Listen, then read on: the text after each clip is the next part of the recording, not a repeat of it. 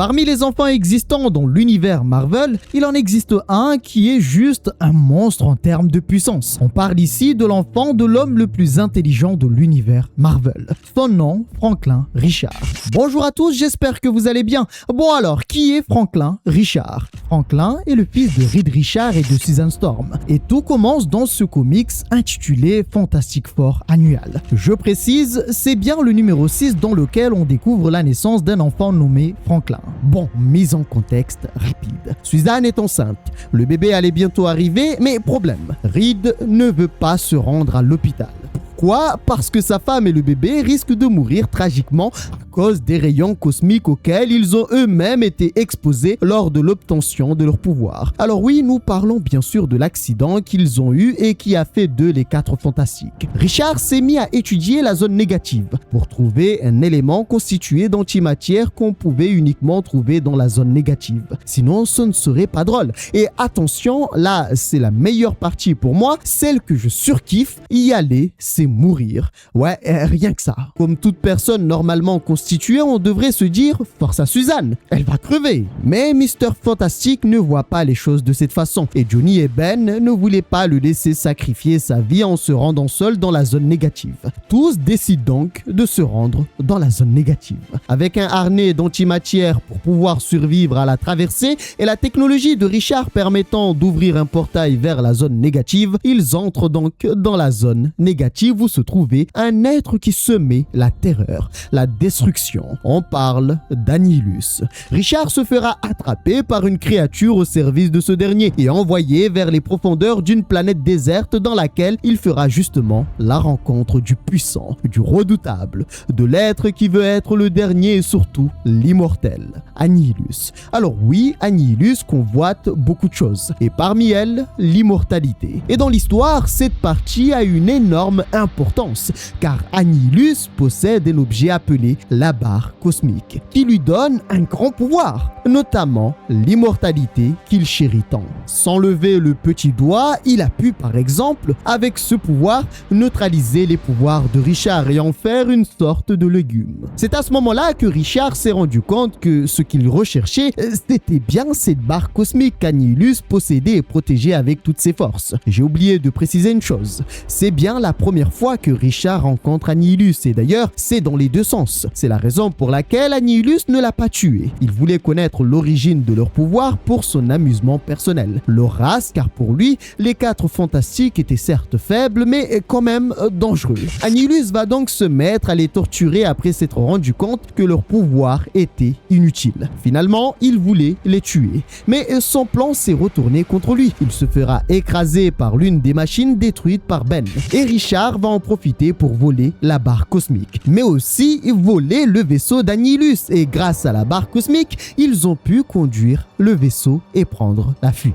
Oui, Richard savait comment le vaisseau fonctionnait et attention, du premier regard. Personnellement, ce n'est plus Mr. Fantastic, mais Magic Man. Tout ça va laisser Annihilus dans un profond regret pour ne pas les avoir tués dès le début et il promettra de ne pas reproduire la même erreur. Ce n'est pas tout, parce qu'il se rendra compte après son réveil qu'on lui avait volé ses 2 objets les plus précieux. Je vous épargne la partie bagarre et tous les problèmes qui en suivent, parce qu'Annihilus va les traquer sans relâche jusqu'aux limites de la frontière de la zone négative. Retenez juste qu'après tout ça, ils ont réussi à se débarrasser d'Annihilus en lui redonnant son pouvoir, après avoir siphonné une partie de son énergie. Et ainsi, ils sont retournés sur Terre et ont surtout refermé le portail, parce que laisser une bête de puissance comme Annihilus arriver sur Terre, ce serait un grand désastre. Richard va utiliser l'énergie cosmique, mais il finira par dire qu'en fait, ça n'a servi à rien et c'est la première fois qu'il s'est senti aussi impuissant. Il patiente, le stress monte durant la période d'attente, parce qu'ils ne savent pas si Suzanne va mourir avec l'enfant. Alors que Richard, désespéré, pensait avoir échoué, on lui annonce qu'il était désormais père.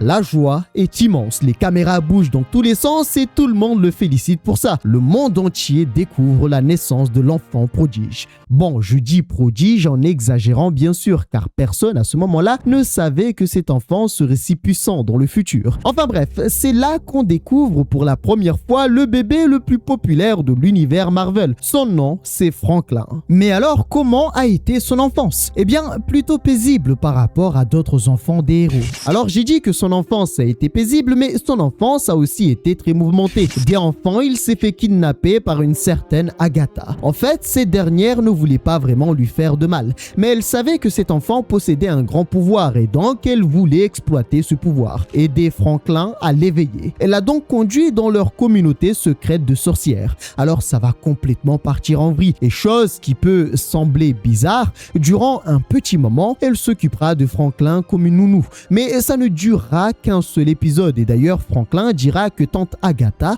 s'est bien occupée de lui. Oui, on passe de la kidnappeuse à tante. Non mais franchement, c'est formidable. Avoir des parents aussi forts et surtout aussi populaires lui a donné une enfance où il a obtenu absolument tout ce qu'il voulait. Il était déjà très connu, très populaire alors qu'il n'était qu'un enfant. Il vivait dans un milieu avec les technologies les plus avancées. Et d'ailleurs, il va même s'amuser avec des fusées qui n'auraient pas dû se retrouver aux mains d'un enfant, ce qui a fait qu'il a failli tuer son propre père. Quand ses parents ne sont pas disponibles, il a comme babysitter Ben Grimm. Alors oui, son enfance s'est déroulée autour de grands héros et je ne parle même pas des autres héros, parce que oui, un peu plus tard, il va rencontrer encore plus de héros. Ici, je parle simplement de l'entourage familial. Et c'est à partir de ce moment-là que ses pouvoirs vont commencer à se manifester, parce qu'il n'arrivait pas à résoudre un Rubik's Cube, que je n'arrive pas à prononcer correctement d'ailleurs. Il s'est mis en colère et a résolu le problème avec ses pouvoirs. Alors, ça va partir en couille. Clairement, la suite, c'est vraiment une dinguerie.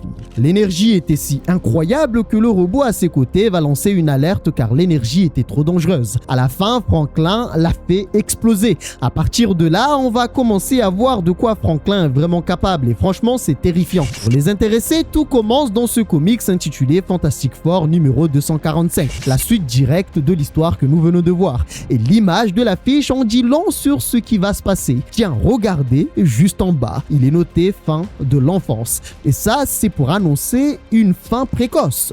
Et regardez l'état de Suzanne. Le coupable, ce n'est autre que son propre fils Franklin. Mais alors, que s'est-il passé? Comme je l'ai dit plus tôt, cette histoire est une suite directe de ce que nous venons de voir. Et tout commence un soir. Alors que Suzanne revenait d'une interview accordée aux femmes les plus influentes d'Amérique, elle découvre son mari Richard à terre. Ben dans un coin inconscient. Les deux sont dans le même état, les yeux ouverts et le regard vide comme si leur âme avait quitté leur corps, mais sans qu'ils ne soient morts. Alors oui, nous sommes d'accord, c'est terrifiant. Un peu plus loin, elle voit de la lumière et décide d'aller voir. Elle découvre alors un homme qui menace de vider l'esprit de Johnny, comme il l'a fait avec Ben et Richard. Personne ne sait qui est ce mec et ce qu'il veut, mais on constate qu'il n'a aucun mal à neutraliser 3 membres des 4 Fantastiques sans la moindre difficulté. D'ailleurs, il aurait pu les tuer, mais il ne l'a pas fait parce qu'il ressentait au plus profond de lui un lien fort avec eux. Il cherche une réponse cachée, mais n'a rien trouvé. C'est la raison pour laquelle il est en colère. Alors déjà, notez bien qu'il agit tel un enfant. Ses émotions sont instables. Et vous l'aurez remarqué aussi, il tire des rayons d'énergie cosmique de ses yeux. En plus, il peut voir Suzanne malgré son invisibilité. Sans oublier le fait qu'il résiste à la chaleur de Johnny. Et s'il a vaincu Ben, c'est qu'il possède la force pour. Qu'est-ce que je fais là? Eh bien, j'énumère ses pouvoirs qui sont juste monstrueux. Parce que ce gars que vous voyez, ce n'est pas n'importe qui, c'est bien Franklin. Rien qu'avec ce numéro, ce comics, il va montrer de nombreux exploits. Suzanne va par exemple constater que les murs du Baxter Building étaient extrêmement résistants et pouvaient même résister aux explosions Nova de Johnny. Pourtant, Franklin les a fait fondre comme si ce n'était rien. Pour essayer de le ralentir, Suzanne l'a couvert de ses vêtements. Ça n'a servi à rien parce que son pouvoir les a transformés en de vrais vêtements. Alors, des vêtements bizarres, un peu moyenâgeux. Mais n'oublions pas que c'est encore un enfant. Elle va essayer de l'arrêter avec des murs invisibles. Rien qu'en touchant son champ de force, il arrive à provoquer une douleur insoutenable à l'esprit de Suzanne. En fait, il lui renvoie juste son énergie, l'obligeant à désactiver le champ de force. Lorsque Suzanne rentre dans la chambre de Franklin, elle découvre qu'il a disparu et que le robot avait été détruit. Elle va réussir à le déstabiliser, mais tout ça va faire que ça va partir complètement en vrille. Franklin Franklin va tout faire exploser rien qu'en libérant son énergie, ce qui va faire que Suzanne va traverser tous les murs et se retrouver à l'extérieur du Baxter Building. Avec le temps, on constate que sa colère et son incompréhension de sa situation ne faisaient qu'augmenter sa colère. Et tout cela est dû au fait qu'il n'avait aucune réponse. Au passage, il peut aussi voler grâce à son énergie. Alors oui, je sais, calme-toi Roger, je sais que ça commence à s'accumuler. Ça commence à faire quand même beaucoup de capacités pour un gamin. Mais je tiens à te prévenir que jusqu'à maintenant, je me suis abstenu. Voilà, je ne parlerai pas des autres pouvoirs, comme par exemple le fait que plus tard il va commencer à créer des univers parce que oui, comme on est sur un jeu Roblox, ce gamin s'est mis en mode développeur. Alors dans tout ça, ce qu'il voulait savoir, c'est pourquoi son esprit était stérile, pourquoi il n'avait aucune expérience alors qu'il était adulte. En fait, il s'était rendu compte qu'il n'avait quasiment aucun souvenir et c'est là que Suzanne va comprendre qu'en fait c'est son fils. Lorsqu'elle va prononcer son nom, il va s'effondrer en se demandant pourquoi il était si vide. Ses souvenirs vont commencer à revenir et il va prendre conscience de sa propre situation. Et on apprend aussi que le problème qui a causé tout ce bordel, c'était la télé. Eh bien, quand on vous dit de pas foutre vos gamins devant la télé, c'est pas pour rien. En fait, tout ça est parti d'une remarque à la télé qui disait « Quand allait-il grandir ?» Au moment où il avait activé son pouvoir pour résoudre le Rubik's Cube, cette remarque était apparue. Et à ce moment-là, eh bien, tout s'est mélangé et a fait que d'un coup, il s'est dit que il faut grandir. Et comme par magie, il a grandi. Quand il va prendre conscience du problème, de ce qui a causé le problème, eh bien, il va comprendre qu'en fait, il n'est qu'un enfant dans un corps d'un adulte avec l'intelligence de Richard. Eh bien oui, en termes de puissance, on lui a tout donné. Et d'ailleurs, il savait comment régler le problème avec son pouvoir. Et il dira même qu'avec ce pouvoir, il peut tout faire. Et quand il dit ça, les amis, je vous l'assure, il n'exagère pas. D'ailleurs, il a fait savoir à Ben Grimm qu'il pouvait lui redonner la forme humaine s'il le souhaitait. Il a même essayé de le faire, mais c'est Ben qui a refusé au plus profond de lui. Son refus était si profond et si ferme que Franklin a été en quelque sorte choqué par les pensées cachées qu'il venait de voir. Car oui, il peut sonder les esprits. Alors attention, ce n'est pas Ben qui a parlé et qui a dit non. C'est son âme, sa conscience, ses pensées les plus profondes que Franklin a vues et qui lui ont dit non. D'ailleurs, lorsqu'il revient et reprend son apparence d'enfant, Ben est un peu surpris et demande pourquoi il ne lui a pas redonné son apparence humaine. Oui, c'est assez compliqué, mais Franklin a su voir ce qui était juste. Il savait que lui redonner son apparence reviendrait à trahir sa volonté et cela ferait qu'il aurait bien plus de regrets que maintenant. Donc il a préféré ne rien faire. Alors attention, là je vous ai parlé de ce passage qui parle énormément de ses pouvoirs, mais le but aujourd'hui n'est pas de connaître à quel point il est fort. Non, parce que ça, c'est un épisode qui va suivre celui-ci et dans lequel je vais vous montrer à quel point il est fort. Le but aujourd'hui est de voir son enfance, comment ça s'est passé. Et donc, continuons car ce n'est que le début. À partir de là, tout commence à partir en vrille pour Franklin. Son enfance, c'est vraiment le bordel et rien n'est normal. Dans le comics Fantastic Four 249, il s'est retrouvé mêlé à une bataille contre un être terrifiant. Nous parlons du puissant Gladiator, un gars dont la limite est sa propre conscience. Plus il a foi en lui-même, en son pouvoir, plus il est fort. Mais s'il doute, alors il perd toute sa force. Gladiator est arrivé sur Terre après une longue poursuite. Il poursuit 4 Skrulls et ces derniers se sont cachés sur Terre en se faisant passer pour les 4 Fantastiques. J'ai fait une vidéo sur cette histoire et surtout sur l'histoire de Gladiator. Si ça vous intéresse, n'hésitez pas à aller voir. Enfin bref, je vous épargne tous les détails, mais là où ça concerne Franklin, c'est au moment où Gladiator se met à massacrer les 4 Fantastiques. Et justement, il va tomber sur Franklin, qui sur le moment a failli l'anéantir. Et encore, je pèse mes mots, parce que la seule chose qui l'a empêché d'annihiler Gladiator, c'est l'auteur. À ce moment-là, l'auteur a trouvé un moyen qui est très simple. On met la clé sur la porte qui enferme les pouvoirs de Franklin,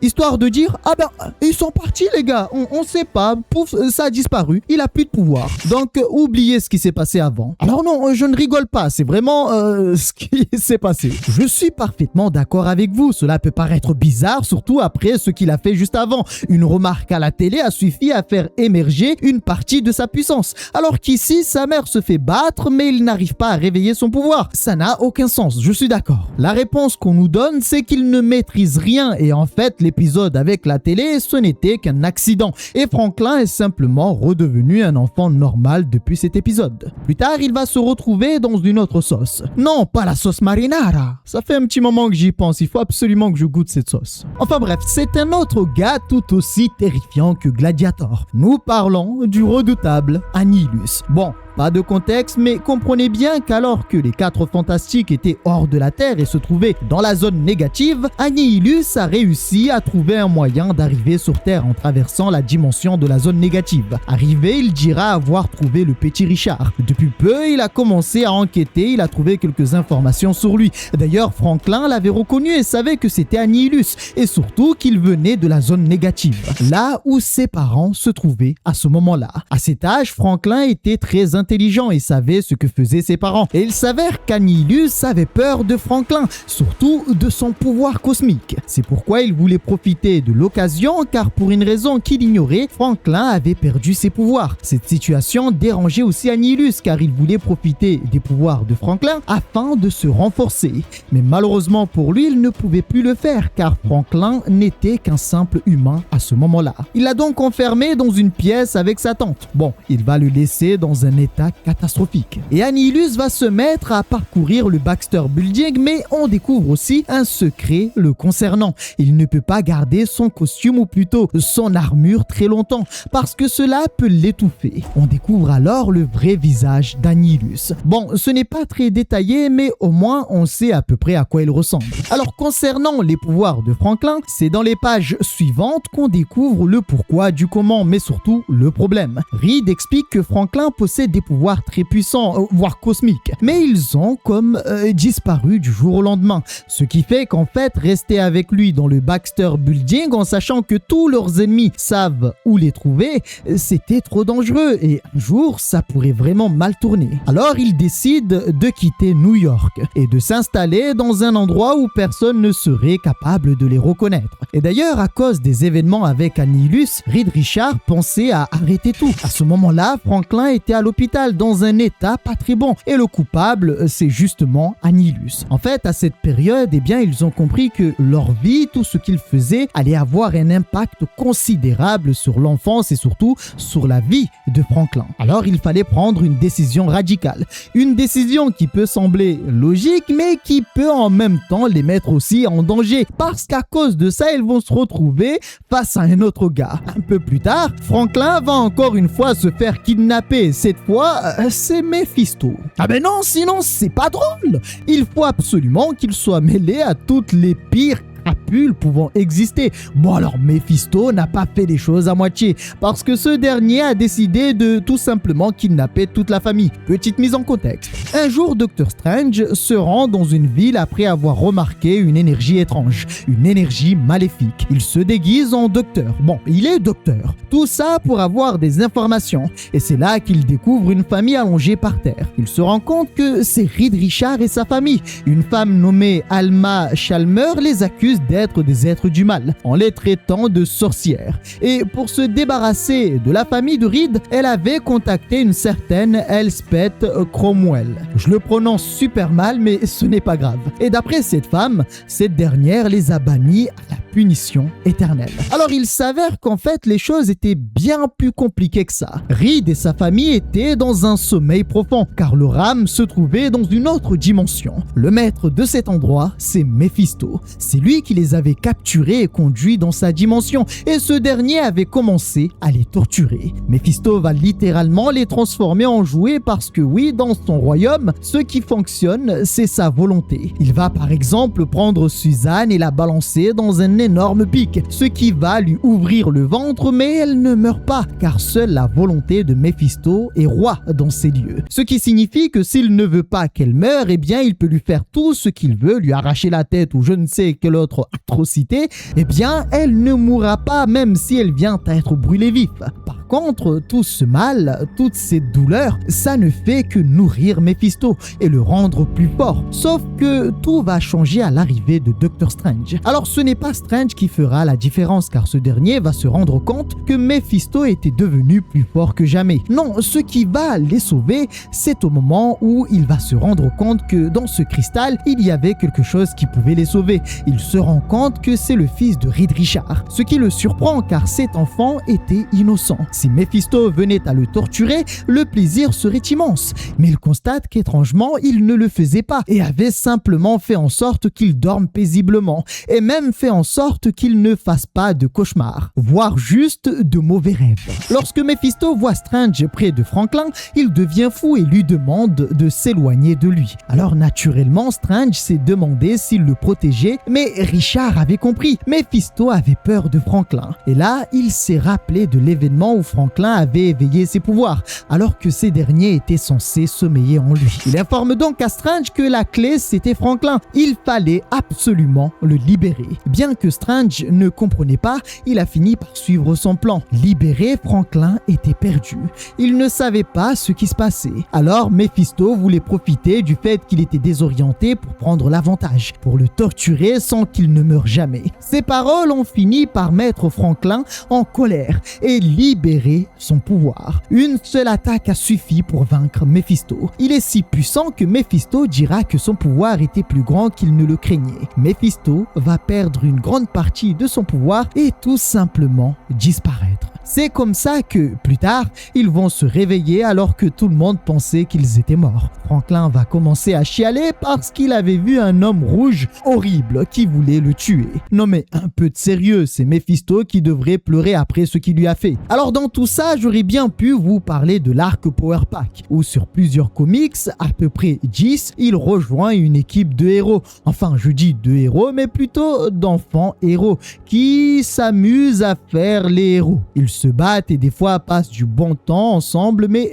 c'est trop long. Et j'ai pas envie de vous lancer dans cet arc. Enfin bref, qu'avez-vous pensé de cette histoire? Normalement, dans le prochain épisode, on va voir ensemble à quel point il est puissant et les exploits qu'il a pu faire avec ses pouvoirs. Bon, dans le titre, j'ai mis l'histoire de Franklin, comme si j'allais tout vous raconter, mais c'est impossible de tout voir ensemble aujourd'hui. C'est pour ça que je me suis concentré sur les apparitions où il a eu un peu d'importance sans avoir trop d'importance, ce qui nous permet de découvrir son enfance, voir comment il a grandi, dans quel environnement, et ça permet de comprendre un peu ce qu'il devient plus tard. Enfin bref, abonnez-vous si ce n'est pas encore fait, ça soutient la chaîne et prenez soin de vous. On se retrouve au prochain épisode.